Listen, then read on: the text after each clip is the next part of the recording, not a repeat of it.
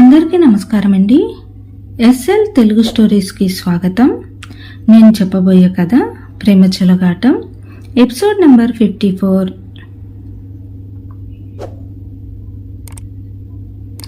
మరిన్ని కథల కోసం నా ఛానల్ని సబ్స్క్రైబ్ చేయండి.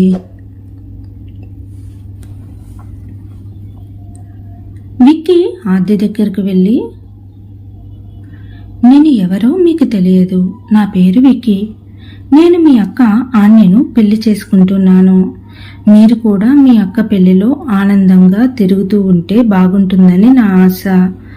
మీ కుటుంబం కూడా మిమ్మల్ని చూసి ఆనందంగా ఉంటుంది. మీరు వీలైనంత తొందరగా కోలుకోవాలని ఆ దేవుడిని కోరుకుంటున్నాను అని అన్నాడు విక్కీ.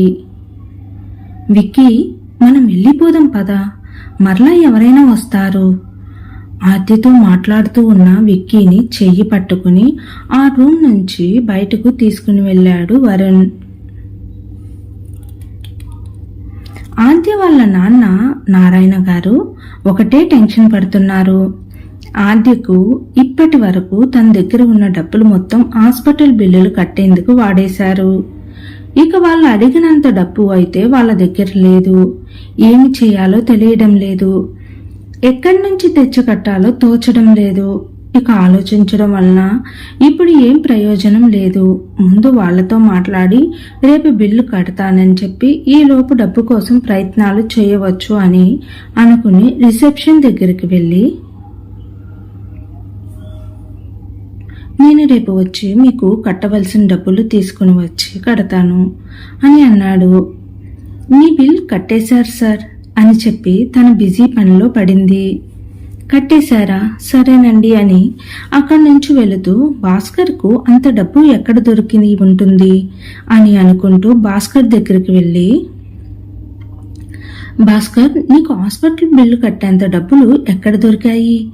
ఇప్పటికే మనం అప్పుల్లో ఉన్నాము. మరలా అన్ని డబ్బులు అప్పుగా నీకు ఎవరు ఇచ్చారు? నేను బిల్లు కట్టడం ఏంటన్నయ్య?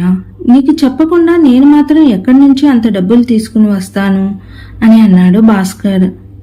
మరి నువ్వు కట్టక నేను కట్టక ఎవరు వచ్చి హాస్పిటల్ బిల్లు కట్టారు అనుకుంటూ ఆలోచనలో పడ్డారు ఇద్దరు. ఇక్కడ ఆలోచిస్తూ ఉంటే కంటే ఆ రిసెప్షన్ అమ్మాయినే అడగండి, మన బిల్లు ఎవరు కట్టారో పేరు తెలుసుకుంటే సరిపోతుంది కదా అంది సుజాత. నా మనవరాలు ఆన్య వచ్చి కట్టిందేమోరా అన్నాడు శంకర్రావు. ఆన్య కాదు నాన్న, ఆన్య ఏదో అర్జెంట్ పని మీద ఊరు వెళ్తాను, ఇప్పట్లో రాను, అక్కడ పని అయిపోయిన తర్వాత వస్తాను అని చెప్పింది అని అన్నాడు నారాయణ. అవునా, ఊరు ఎప్పుడు వెళ్తుంది అన్నాడు శంకర్రావు. ఈరోజు ఉదయమే వెళ్ళింది. ఆన్య ఏ ఊరికి వెళ్ళిందో చెప్పిందా అన్య? చెప్పలేదు భాస్కర్, ఏదో హడావుడిగా మాట్లాడుతూ ఈ మాటని చెప్పి ఫోన్ కట్ చేసింది. తరువాత తీరిక చూసుకుని ఫోన్ చేస్తుందిలే అని నేను కూడా ఆన్యకును అడగలేదు అని అన్నాడు నారాయణ. మరి అయితే ఈ బిల్లు ఎవరు కట్టి ఉంటారు? సరే పద, వెళ్ళి సుజాత చెప్పినట్లు ఆ రిసెప్షన్లో తెలుసుకుందాం అని ఇద్దరూ కలిసి వెళ్తూ ఉంటే ఇంతలో ఆద్యను చూసే సీనియర్ డాక్టర్ రౌండ్స్కు అటుగా వెళుతూ నారాయణ భాస్కర్ వాళ్ళని చూసి, ఓ మీరు వచ్చి ఆద్యతో మాట్లాడబట్టేనా? మీ అమ్మాయిలో ఈరోజు కొంత మార్పు కనబడుతుంది అని అన్నాడు డాక్టర్. మేము ఇంకా ఆద్యను కలవలేదు సార్. మీ రౌండ్స్ అయిన తర్వాత తనను చూసేందుకు పంపుతామని అక్కడ సిబ్బంది చెప్పారు, అందుకని ఇక్కడే ఉన్నాము అని అన్నాడు నారాయణ. ఓ అలాగా, కానీ ఈరోజు ఏదో గానీ జరిగింది అనిపిస్తుంది నారాయణ. ఇన్ని నెలలు ట్రీట్మెంట్కు రెస్పాన్స్ అవ్వని మీ అమ్మాయి ఈరోజు రెస్పాన్స్ అయ్యింది. మీ అమ్మాయి అలా అవడానికి కారణం తెలిస్తే అది ఆమె వినేలా చేస్తే ఇంకా తొందరగా కోలుకుంటుంది.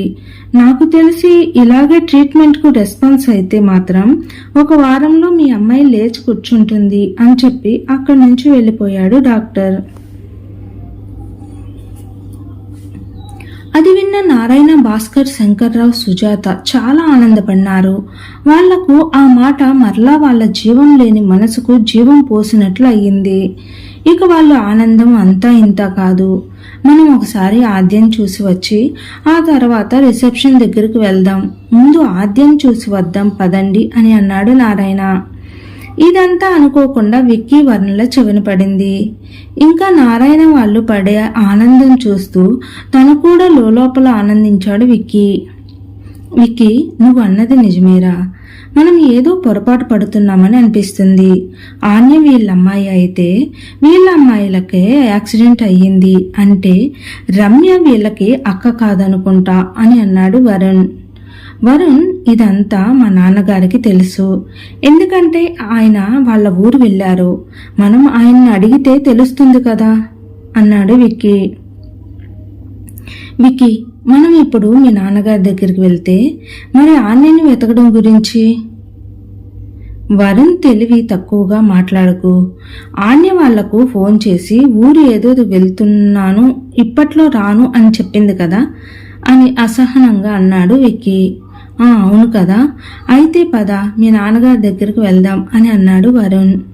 ఇద్దరూ కలిసి మోహన్ రావు గారి దగ్గరకు వెళ్లేందుకు బయలుదేరారు.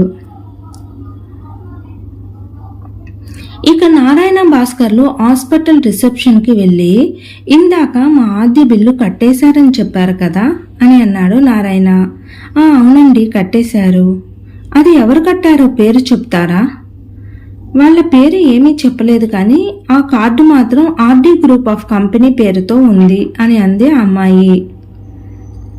ఆ కంపెనీ పేరు ఎప్పుడో ఎక్కడో విన్నట్లుగా ఉంది అన్నయ్య అన్నాడు భాస్కర్. అవును భాస్కర్, నేను కూడా విన్నాను. మన ఆన్య పనిచేసే కంపెనీ కూడా అది కాదు కదా? కాదన్నయ్య, ఆన్య మొదటి నుంచి ఎస్ఆర్ కంపెనీలోనే పనిచేస్తుంది. తను ఇంతవరకు ఏ కంపెనీ మారలేదు అని అన్నాడు భాస్కర్. ఆన్య కంపెనీ మారినట్లు, విక్కీ మీద పగ తీర్చుకోవడానికి వెళ్ళినట్లు వాళ్ళ పిన్ని సుజాతకు, చరణ్కు తప్ప ఇంక ఎవరికీ తెలియదు. ఈ కంపెనీ ఎవరిదో తెలుసుకుని ఇంటికి వెళ్దామన్నయ్య అని అన్నాడు భాస్కర్. అలా వద్దు భాస్కర్, ముందు మనం అందరం కలిసి ఇంటికి వెళ్దాం. వయసు మీరిన నాన్నగారు ఇంకా ఆడపిల్లను మనతో ఎందుకు తిప్పడం చెప్పు. ఇంటికి వెళ్ళి ఆ తర్వాత వాళ్ళు ఎవరో, ఎందుకు ఆ డబ్బును కట్టారో తెలుసుకుని వాటిని వాళ్ళకి తిరిగి ఇచ్చేసేలా వెళ్దాం. మనం వెళ్ళి ముందు తెలుసుకుని ఒకసారి మరలా డబ్బులు ఇవ్వడానికి ఇంకోసారి ఎందుకు?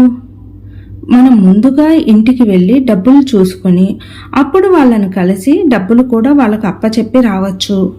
అలా కాదనుకో, మనం చెప్పడమే వాళ్ళు మా డబ్బులు మాకు ఇవ్వండి అని అడిగితే అని అన్నాడు నారాయణ.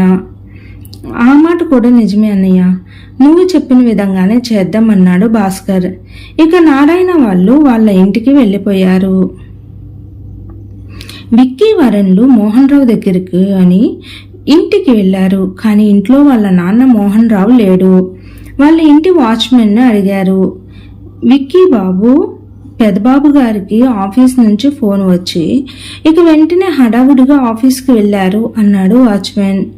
అయితే ఆఫీస్కి వెళ్దాం పదరా అని విక్కీ అనగానే, విక్కీ, ఇక తిరగడం నా వల్ల కాదురా, ఎలాగో మీ నాన్నగారు ఇంటికే వస్తారు కదా, మనం ముందు భోజనం చేసి కొంతసేపు రెస్ట్ తీసుకుంటూ ఉంటే ఇంతలో అంకుల్ ఇంటికి వస్తారు, అప్పుడు మనం తీరిగ్గా అడిగి తెలుసుకుందాం అని ఓపిక లేనట్లుగా అన్నాడు వరుణ్.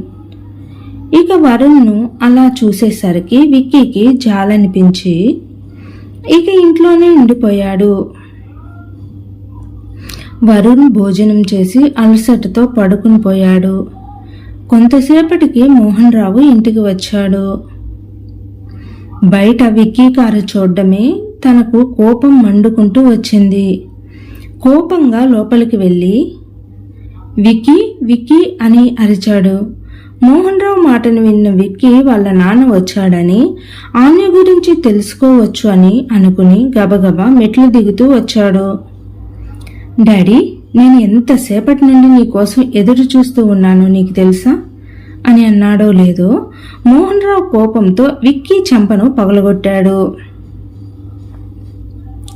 డాడీ, ఎందుకు నన్ను కొట్టారు అని ఆశ్చర్యంతో అన్నాడు. విక్కీ, ఎందుక?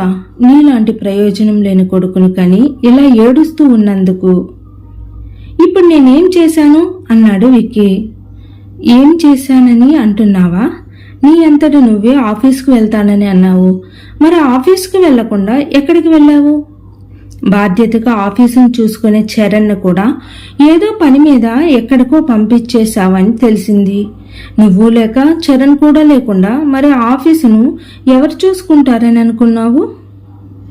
మీ తాతగారు నాకు మీ అమ్మను ఆ కంపెనీని అప్పగించారు. నీ వలన, నువ్వు చేసిన ఘనకార్యాల వలన మీ అమ్మను నాకు లేకుండా చేశావు. ఇప్పుడు ఈ కంపెనీని కూడా నాశనం చేద్దామని అనుకుంటున్నావా అన్నాడు మోహన్ రావు. అది కాదు డాడీ, నాకు చిన్న పని ఉండి అని అంటూ ఉండగా, ఏంటా పని అంటూ గట్టిగా అరుస్తూ, నీ పని ఏమిటో నేను చెప్పనా? 4 ఫ్రెండ్స్ని వెనకేసుకుని తాగి తందనాలాడుతూ ఎంజాయ్ చేయడం, అంతేగా నీ పని అని అన్నాడు కోపంగా మోహన్ రావు.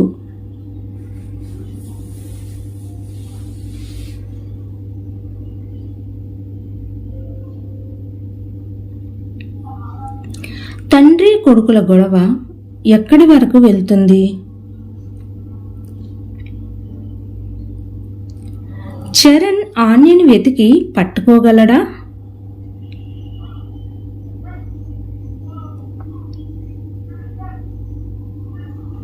అసలు ఆన్య అప్పారావు దగ్గరకు ఎందుకు వెళ్ళింది?